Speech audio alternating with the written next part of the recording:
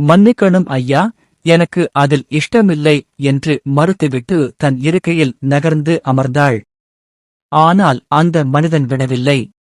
அவர் மேலும் சில ஆபாசமான வார்த்தைகளை பேசியதோடு அவளைப் பற்றியும் அவளது கணவனைப் பற்றியும் தவறான முறையில் பேசத் தொடங்கினார். இதைக் கேட்டு நடுங்கிப் போன கோமதி தன் கணவன் சுந்தரின் காதில் மெதுவாக, அந்த ஆள் போனை திருப்பிக் கொடுத்ததுக்கு அப்புறம் என்னிடம் தப்பா பேசுறார், என் நம்பரை கேட்கறார், சும்மா விடாதீங்க என்று முணுமுணுத்தாள். போதையின் விளைவு. மது போதையில் இருந்தாலும் தன் மனைவியை ஒருவன் இழிவுபடுத்தியதைக் கேட்டு சுந்தருக்கு கோபம் தலைக்கேறியது.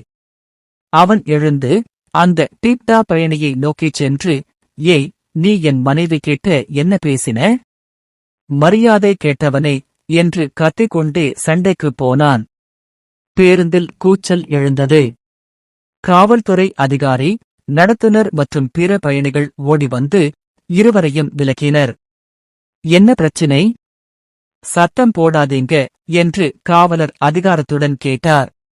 சக பயணிக்கு இது ஒரு நல்ல வாய்ப்பாக அமைந்தது. அவர் உடனடியாக பொய் பேசத் தொடங்கினார். ஐயா, இந்த பெண் என்கிட்ட போன் கேட்டாங்க, நானும் நல்ல எண்ணத்துல கொடுத்தேன். இப்போ திடீர்னு எனக்கு நீ பணம் கொடுத்தாத்தான் ஆகும். இல்லைன்னா இந்த பேருந்திலேயே உன்னை அசிங்கப்படுத்துவேன்னு மிரட்டறாங்க. நான் பணம் தர மறுத்ததால என் மேல பழி போட்டு சத்தம் போடுறாங்க என்று நாடகமாடினார். கோமதி அதிர்ச்சியால் உறைந்தாள். ஐயா, இது பொய், நம்பாதீங்க என்று அவள் கெஞ்சினாள். ஆனால் அங்கே இருந்த காவல்துறை அதிகாரி வேறு எந்த பின்னணியையும் ஆராயவில்லை. சுந்தர் முழு போதையில் தள்ளாடியதை பார்த்தார்.